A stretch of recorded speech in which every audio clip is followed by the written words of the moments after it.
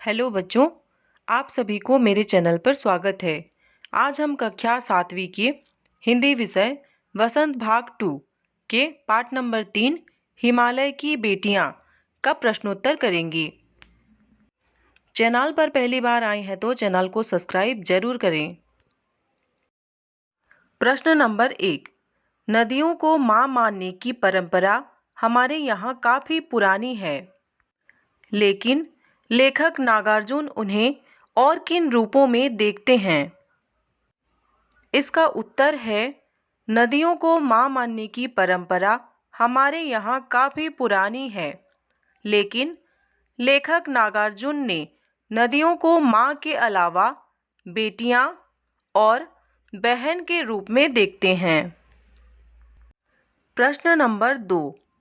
सिंधु और ब्रह्मपुत्र की क्या विशेषताएं बताई गई हैं? इसका उत्तर है सिंधु और ब्रह्मपुत्र हिमालय से निकलने वाली प्रमुख और बड़ी नदियां हैं। इन दो नदियों के बीच से अन्य दो छोटी बड़ी नदियां बहती हैं। ये नदियां दयालु हिमालय के पिघलते दिल की एक एक बूंद इकट्ठा होकर ये नदी बनी है। ये नदियां सुंदर एवं लुभावनी लगती हैं। प्रश्न नंबर 3। काका कालेलकर ने नदियों को लोकमाता क्यों कहा है? इसका उत्तर है ये नदियां हमें जल प्रदान कर जीवन दान देती हैं। जल ही जीवन है। ये नदियां लोगों के लिए कल्याणकारी एवं माता के समान पवित्र हैं।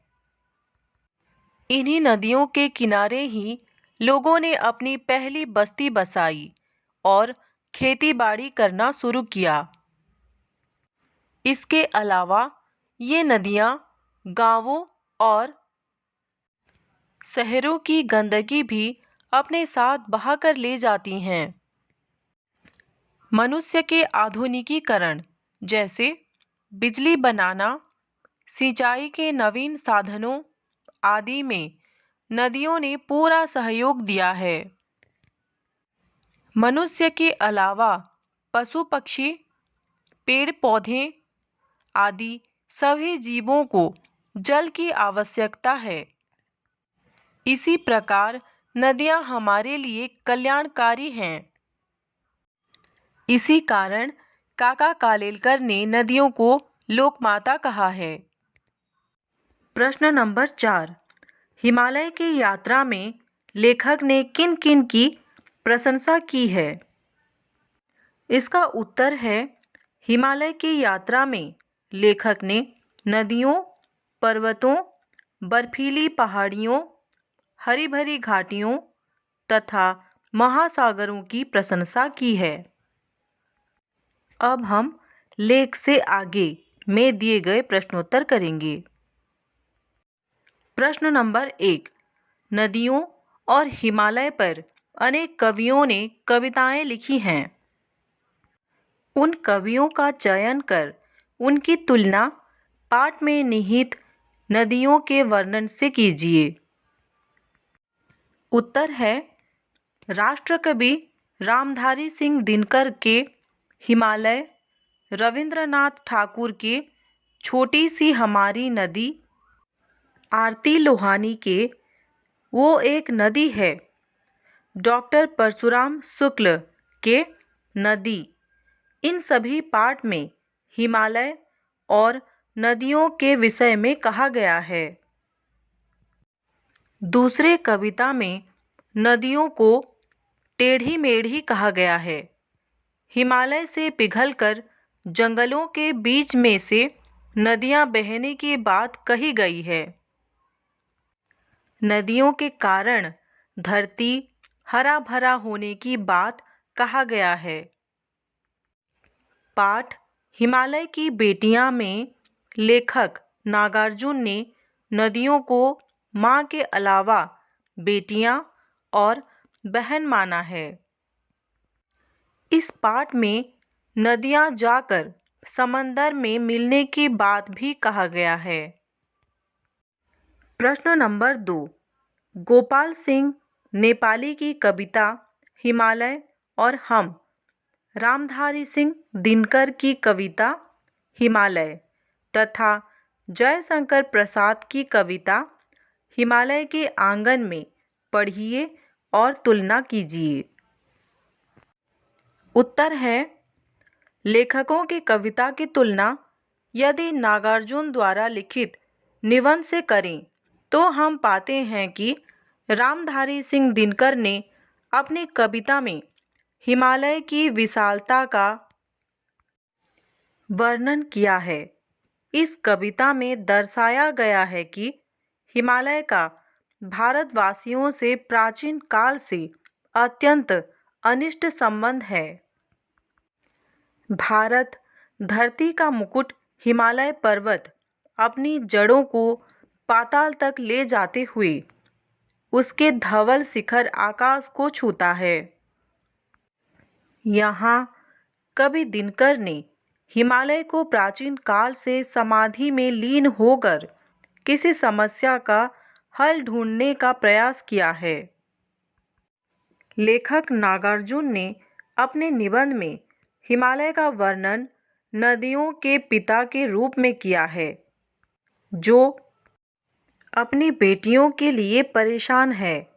लेखक नागार्जुन हिमालय को पिता का दर्जा दिया है और नदियों को पुत्री का दर्जा दिया है। प्रश्न नंबर 3। यह लेख 1947 में लिखा गया था। तब से हिमालय से निकलने वाली नदियों में क्या-क्या बदलाव आए हैं? इसका उत्तर है, 1947 के बाद से आज तक नदियां इसी प्रकार हिमालय से बह रही हैं। लेकिन अब हिमालय से निकलने वाली नदियां प्रदूषण का शिकार हो चुकी हैं। अब जनसंख्या वृद्धि, औद्योगिक क्रांति, मानवीय तथा प्रशासकीय अपेक्षा के कारण नदी के जल की गुणवत्ता में भी भारी कमी आई है। निरंतर प्रदूषण बढ़ता जा रहा है। जगह जगह बांध बनाने के कारण जल प्रवाह में न्यूनता हो गई, जो कि मानव अहितकारी है। गंगा जल की पवित्रता धीरे धीरे करके समाप्त हो जा रही है। इसका मुख्य कारण बढ़ता हुआ प्रदूषण है। प्रश्न नंबर 4। अपने संस्कृत शिक्षक से पूछिए कि कालिदास ने हिमालय को देवात्मा क्यों कहा है? इसका उत्तर है, हिमालय पर्वत पर देवताओं का वास माना जाता है। ऋषि मुनि यहाँ तपस्या करते हैं, इसीलिए कालिदास ने हिमालय को देवात्मा कहा है। अब हम अनुमान और कल्पना में दिए गए प्रश्न उत्तर करेंगे। प्रश्न नंबर 1। लेखक ने हिमालय से निकलने वाली नदियों को ममता भरी आंखों से देखते हुए उन्हें हिमालय की बेटियां कहा है। आप इन्हें क्या कहना चाहेंगे? नदियों की सुरक्षा के लिए कौन-कौन से कार्य हो रहे हैं? जानकारी प्राप्त करें और अपना सुझाव दें। इसका उत्तर है, लेखक ने नदियों को हिमालय की बेटियां कहा है क्योंकि वह नदियों का उद्गम स्थल है, पर हम उन्हें माँ समान ही कहना चाहेंगे क्योंकि वे हमें तथा धरती को जल प्रदान करती हैं। हमारी प्यास बुझाने के साथ साथ खेतों की भी प्यास बुझाती हैं। एक सच्चे माँ एवं मित्र के रूप में नदियाँ हमारी सदैव हितैषी रही हैं और उन्होंने भलाई की है। नदियों की सुरक्षा के लिए सरकार प्रयास तो कर रही है, पर वे अपर्याप्त हैं। अभी तक उनमें गिरने वाले कारखाने के कचरे को रोका नहीं जा सका है। फिर भी नदियों की सुरक्षा के लिए हमारे देश में कई योजनाएं बनाई जाती रही हैं, जैसे नदियों के जल को प्रदूषण से बचाना, बहाव को सही दिशा देना, अधिक नहरों के निर्माण पर रोक लगाना, नदियों की सफाई की उचित व्यवस्था करना आदि है। परंतु आज इस बात की आवश्यकता है कि शीघ्रता से इन योजनाओं को लागू कर दिया जाए। नदियों की सफाई की उचित व्यवस्था की जाए, उनमें कचरे फेंकने पर रोक लगाई जाए, कल कारखानों से निकलने वाले दूषित जल, रसायन तथा शव प्रवाहित करने पर रोक लगाई जाए। अतः नदियों की पवित्रता बनाए रखने के लिए जन चेतना जगानी होगी। सरकार को भी कड़े उपाय करने होंगे। प्रश्न नंबर 2, नदियों से होने वाले लाभ के विषय में चर्चा कीजिए और इस विषय पर 20 पंक्तियों के एक निबंध लिखिए। इसका उत्तर है जल प्राप्ति, बांध बनाना, सिंचाई में सहायक, बिजली बनाना, वर्षा में सहायक और आवागमन हेतु सहायक। अब हम इस विषय पर निबंध लिखेंगे। नदियाँ हमारे जीवन का आधार हैं।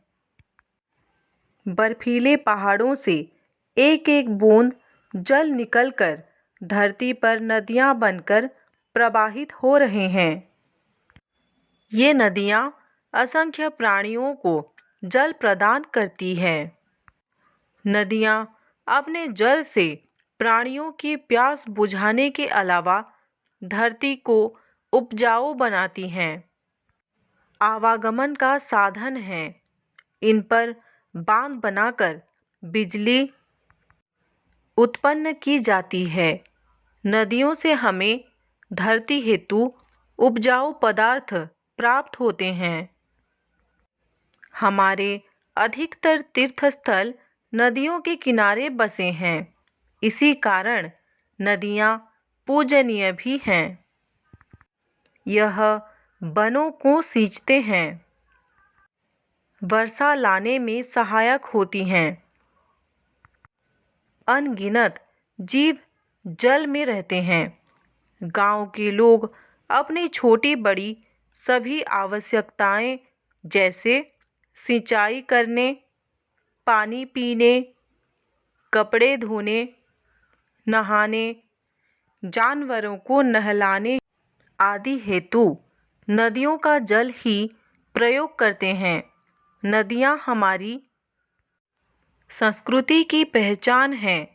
नदियों को दूषित नहीं करना चाहिए क्योंकि हमारा जीवन इन्हीं पर निर्भर करता है। अब हम भाषा की बात में दिए गए प्रश्न उत्तर करेंगे। प्रश्न नंबर 1, अपनी बात कहते हुए लेखक ने अनेक समानताएं प्रस्तुत की हैं। ऐसी तुलना से अर्थ अधिक स्पष्ट एवं सुंदर बन जाता है। उदाहरण क में है, संभ्रांत महिला की भांति वे प्रतीत होती थीं। ख में है, माँ और दादी, मौसी और मामी की गोद की तरह अपनी धारा में डुबकियां लगाया करता।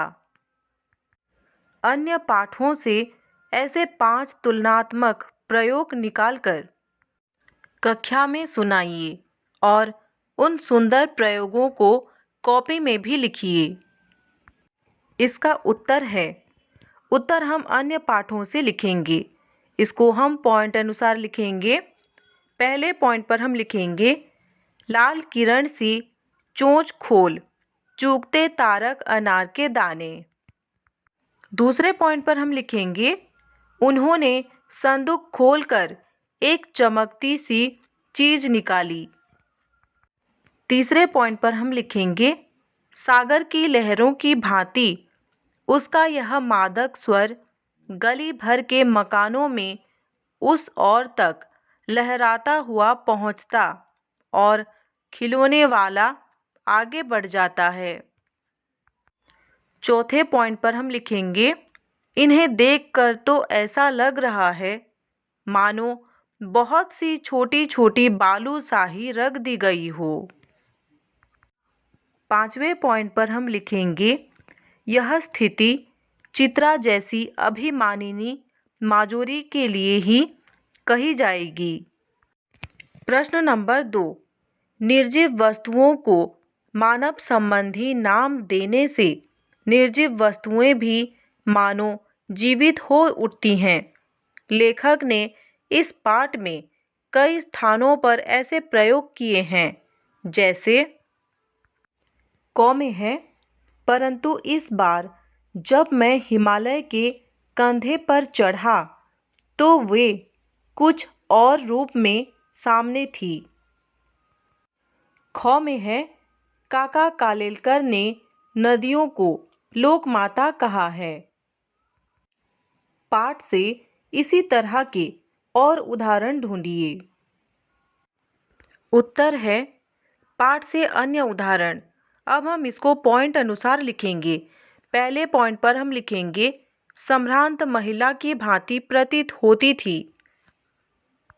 दूसरे पॉइंट पर हम लिखेंगे, इनका उछलना और कूदना, खिलखिलाकर हंसते जाना, इनकी भावभंगी, यह उल्लास कहाँ गायब हो जाता है। तीसरे पॉइंट पर हम लिखेंगे, पिता का विराट प्रेम पाकर भी अगर इनका मन अतृप्त ही है तो कौन होगा जो इनकी प्यास मिटा सकेगा। चौथे पॉइंट पर हम लिखेंगे, बूढ़े हिमालय की गोद में बच्चियां बनकर ये कैसे खेला करती हैं। पांचवें पॉइंट पर हम लिखेंगे, हिमालय को ससुर और समुद्र को उसका दामाद कहने में कुछ भी झिझक नहीं होती है। प्रश्न नंबर 3, पिछली कक्षा में आप विशेषण और उसके भेदों से परिचय प्राप्त कर चुके हैं। नीचे दिए गए विशेषण और विशेष्य यानी कि संज्ञा का मिलान कीजिए। विशेषण में है संभ्रांत, चंचल, समतल, और विशेष्य में है वर्षा, जंगल, महिला। विशेषण में है घना, मूसलधार, और विशेष्य में है नदियाँ, आंगन। अब हम इसका उत्तर लिखेंगे। विशेषण के साथ विशेष्य का मिलान करेंगे। इसका उत्तर होगा संभ्रांत महिला, चंचल नदियाँ, समतल आंगन, घना जंगल, मूसलाधार वर्षा। प्रश्न नंबर 4, द्वंद्व समास के दोनों पद प्रधान होते हैं। इस समास में और शब्द का लोप हो जाता है, जैसे राजा रानी द्वंद्व समास है जिसका अर्थ है राजा और रानी। पाठ में कई स्थानों पर द्वंद्व समासों का प्रयोग किया गया है। इन्हें खोजकर क्रम में यानी कि शब्दकोश शैली में लिखिए। इसका उत्तर है छोटी, बड़ी, भाव भंगी, माँ, बाप। प्रश्न नंबर 5, नदी को उल्टा लिखने से दिन होता है जिसका अर्थ होता है गरीब। आप भी 5 ऐसे शब्द लिखिए जिसे उल्टा लिखने पर सार्थक शब्द बन जाए। प्रत्येक शब्द के आगे संज्ञा का नाम भी लिखिए, जैसे नदी, दिन। भाववाचक संज्ञा। इसका उत्तर है रात। रात को उल्टा लिखने से हो जाएगा तार। ठीक उसी तरह जाता, ताजा। भला, लाभ। नव, वन। नमी, मीन। राही, हीरा। प्रश्न नंबर 6। समय के साथ भाषा बदलती है, शब्द बदलते हैं और उनके रूप बदलते हैं। जैसे बेतवा नदी के नाम दूसरा रूप वेत्रवती है। नीचे दिए गए शब्दों में ढूंढकर इन नामों के अन्य रूप लिखिए। सतलुज, रोपड़, झेलम, चिनाब, अजमेर और बनारस। अब हम इसका उत्तर लिखेंगे। सतलुज का होगा सतद्रुम। रोपड़ का होगा रूपपुर। झेलम का होगा वितस्ता। चिनाब का होगा विपासा। अजमेर का होगा अजयमेरु और बनारस का होगा वाराणसी। प्रश्न नंबर 7। उनके ख्याल में शायद ही यह बात आ सकी कि बूढ़े हिमालय की गोद में बच्चियां बनकर ये कैसे खेला करती हैं। उपर्युक्त पंक्ति में ही के प्रयोग की ओर ध्यान दीजिए। ही वाला वाक्य नकारात्मक अर्थ दे रहा है, इसलिए ही वाले वाक्य में कही गई बात को हम ऐसे भी कह सकते हैं, उनके ख्याल में शायद यह बात न आ सके। इसी प्रकार नकारात्मक प्रश्नवाचक वाक्य कई बार नहीं के अर्थ में इस्तेमाल नहीं होते हैं। जैसे महात्मा गांधी को कौन नहीं जानता। दोनों प्रकार के वाक्यों के समान 3-3 उदाहरण सोचिए और इस दृष्टि से उनका विश्लेषण कीजिए। इसका उत्तर है क। वाक्य है बापू को कौन नहीं जानता। इसका विश्लेषण होगा हर कोई बापू को जानता है। ख में वाक्य है उन्हें शायद ही इस घटना की जानकारी हो। इसका विश्लेषण है शायद उन्हें घटना की जानकारी न हो। ग में वाक्य है वह शायद ही तुम्हें देख सके। इसका विश्लेषण होगा वह शायद तुम्हें देख न सके। घ में वाक्य है वे लोग शायद ही उधर खेलें। इसका विश्लेषण है वे लोग शायद इधर न खेलें। कक्षा 7वीं हिंदी वसंत किताब के सभी पाठ के सभी प्रश्नोत्तर पाने के लिए चैनल को सब्सक्राइब करें। वीडियो अच्छा लगा तो लाइक करें और अपने दोस्तों के साथ शेयर करें। धन्यवाद।